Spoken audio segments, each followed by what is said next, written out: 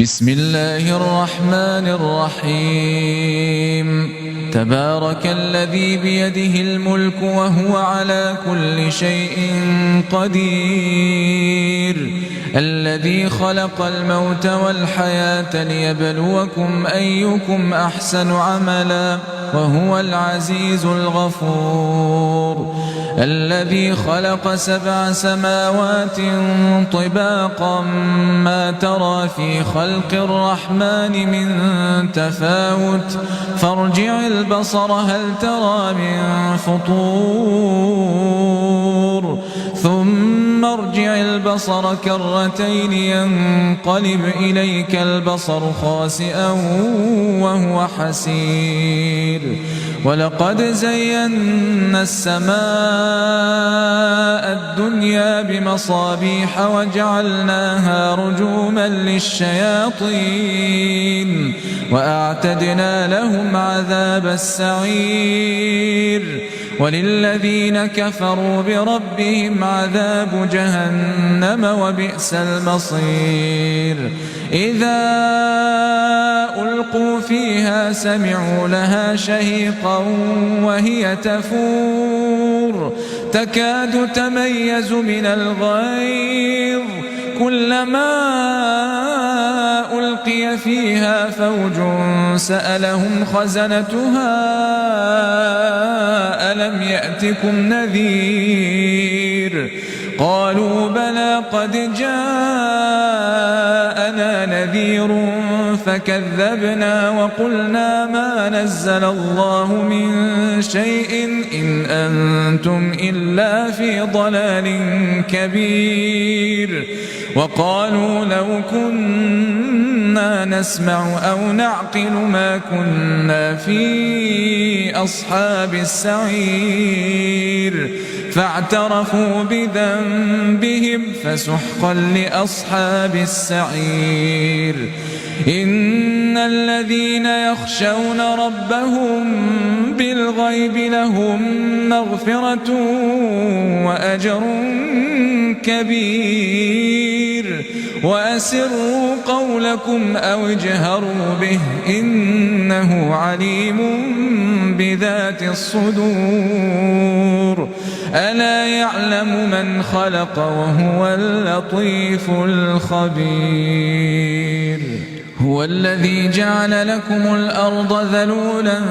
فامشوا في مناكبها وكلوا من رزقه وإليه النشور أأمنتم من في السماء أن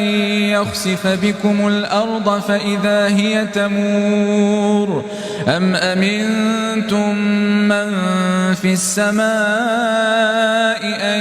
يرسل عليكم حاصبا فستعلمون كيف نذير ولقد كذب الذين من قبلهم فكيف كان نكير أولم يروا إلى الطير فوقهم صافات ويقبضن ما يمسكهن إلا الرحمن إنه بكل شيء بصير أمن هذا الذي هو جند لكم ينصركم من دون الرحمن إن الكافرون إلا في غرور أمن هذا الذي يرزقكم إن أمسك رزقه بل لجوا في عتو ونفور أفمن يمشي مكبا على وجهه أهدى أمن يمشي سويا على صراط مستقيم قل هو الذي أنشأكم وجعل لكم السمع والأبصار والأفئدة قليلا ما تشكرون قل هو الذي ذرأكم في الأرض وإليه تحشرون ويقولون متى هذا الوعد إن كنتم صادقين قل إنما العلم عند الله وإنما أنا نذير مبين فلما رأوه زلفة سيئت وجوه الذين كفروا وقيل هذا الذي كنتم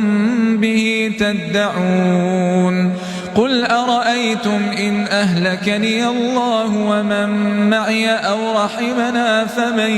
يجير الكافرين من عذاب أليم قل هو الرحمن آمنا به وعليه توكلنا فستعلمون من هو في ضلال مبين قل أرأيتم إن أصبح ماؤكم غورا فمن يأتيكم بماء معين